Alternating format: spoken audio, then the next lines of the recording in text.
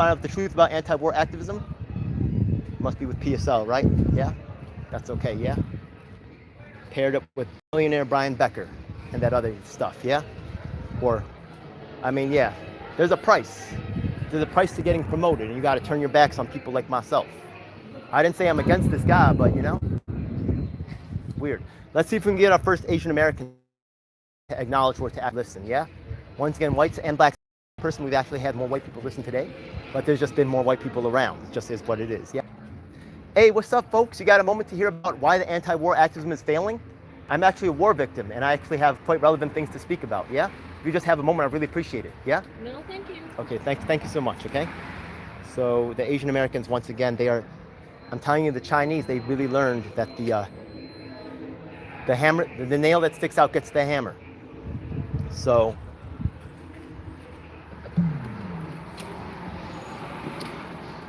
Asians are really good victims for this type of shit, yeah?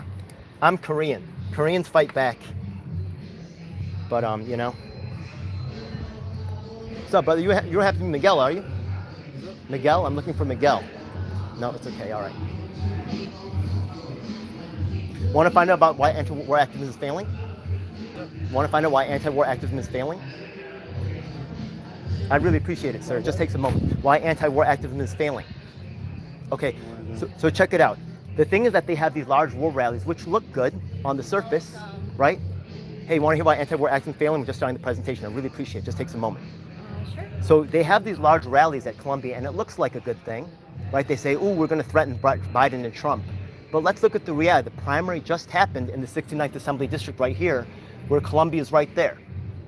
The only candidate, Michael Lasher, who's supported by the Pro-Israel Solidarity PAC, won the election by more than 50% of the votes, because I'm telling you that the anti-war movement is controlled by gatekeepers. Oh yeah, it's true.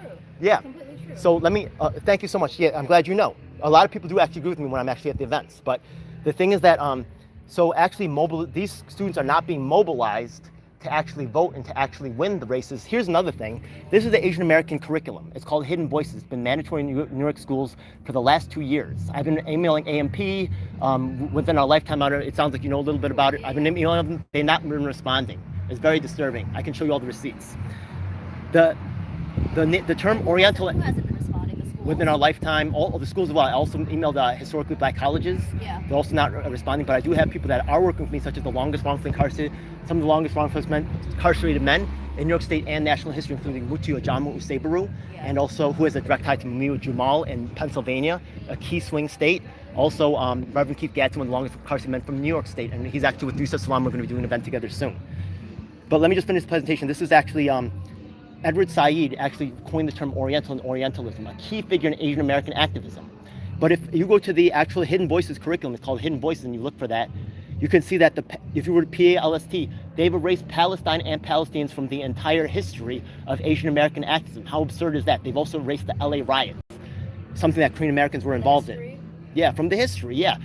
So while what professors right here saying, oh, I'm a professor, getting thrown to the ground like they're heroes, they're actually behind the scenes setting these students up for failure. You cannot trust them. I'm telling you right now. A lot of these students want to believe the professor. I'm sorry, they're the problem. Absolutely.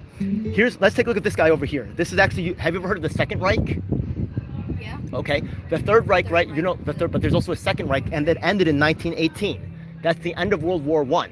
And the victims were black Namibians, but we don't hear about them because, once again, the gatekeepers, right, yeah, control who gets talked about and who doesn't.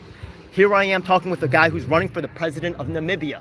I also have people the Congo people right now are talking about genocide happening in the country right now. Why aren't the Palestinians working with these groups? Because these gatekeepers, Medea Benjamin, Brian Becker, these other people, right, that are famous in the movement, are actually controlling the movement and making sure that the movement is under their control and proceeds on the timeline that they determine.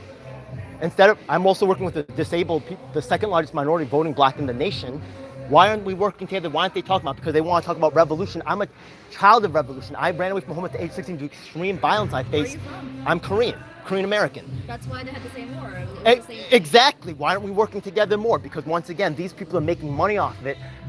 Today, you can see my body of work, right? I told you about Yusuf Salam, right? Muti Jamal Sebruk in Pennsylvania. I got people in LA, people in California. I've had several presidential debates. You could look it up right now, right? I have I'm working with the parents of the dead child Gavinson Schoen, whose death caused the resignation of Greg Rust, the CEO and chair of NYCHA. I'm very politically involved. Yeah. But I was not invited. I was actually told that I would not get to speak at today's event. Isn't that weird? Where? Today's event. Here? I was blocked from presenting at today's event. Isn't that weird? It is weird. Let me tell you the results of this. I have work going back once again, of course, because you understand, right? Because of ties to Korea. Of course, I've been sympathizing. I've been working with them for a long time. 80s, 90s, right? Yeah? Think about who's more dedicated to fighting the war.